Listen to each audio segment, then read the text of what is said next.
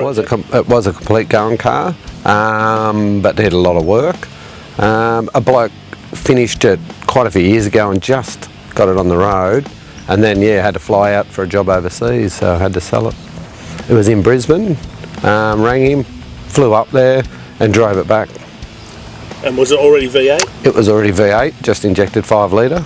A lot of it was done, except for, front end.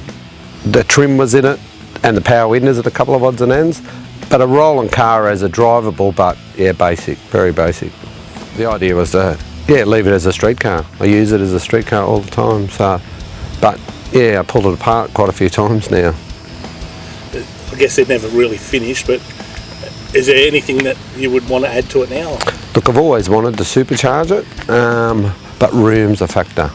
And then cut the rear up, go bigger tubs, because it's untubbed now, and go bigger show wheels like billets. But I don't want to wreck a good street car.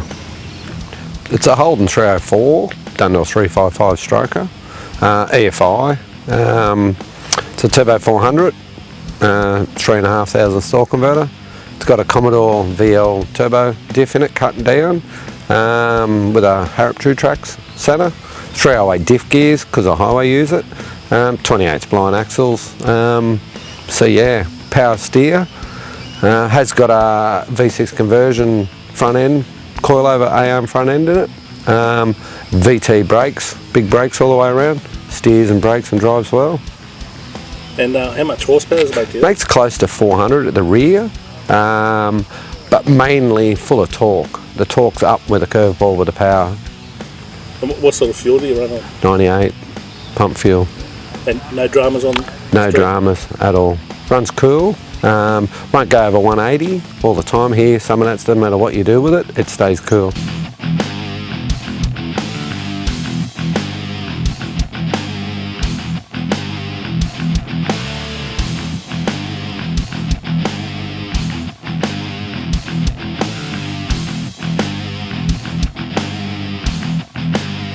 Colour, it was blue, but a different blue. It's now in an Impulse Commodore blue, like an SV6, but full of purple pearl. And if you were to do the car over again, yes, would you do anything different to it? Apart from the blow? Look, a little mini tubs would be all right, and a 4-link rear end just to give it a different feel. And put some 10s under the rear and sit it down a bit better. I've taken it to its max now, so that's probably all.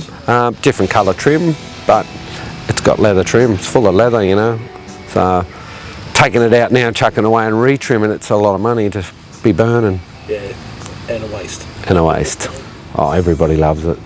They all pull up, take photos. Then you get the stories. You're in a servo with old people. I had one of these when I was younger. I was born in one. My grandfather had one. Why did you put a V8 in one? But nah, look, everybody loves the car. It's a big head turner. Colour, the noise of it. So, and the wheels, I suppose, I kept it still decent, not big. Not 20s on it, not Simmons, not nothing. Yeah, so it suits the era. Yeah, of the car, yeah for sure. Definitely era.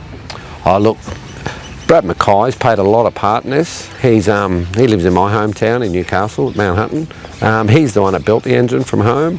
But any little issues, like the tune, the playing with, the brakes, it doesn't matter what I do or I can't fire it up or something's leaking, Brad's always there for advice or giving me a hand. It is a backyard build and it is a backyard build car. So I've got a half brother of mine owns a panel shop. He's painted it twice for me, Matty Masters. And another mate of mine that owns a tyre service, Anson's Tyre and Auto, Mick Anson. He's always played with it with me. And Darren, my drinking partner, he's always drinking with me and we kind of stuff shit up all the time. And these other boys have got to fix it. That's where all the best plans come from, don't they? Yes. Friday night session? It is. My biggest problem is, I go out in the shed and I start drinking, I pull shit apart. And then I'm rebuilding the car again. For no reason.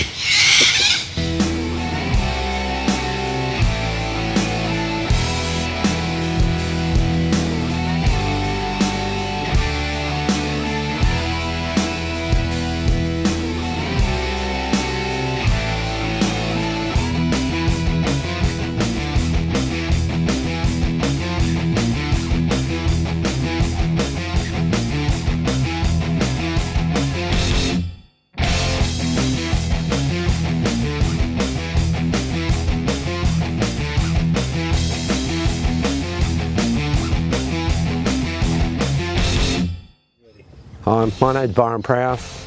This is my blue EH in the background. It's a 64 model Holden. Ready? And you're watching Killer Rides.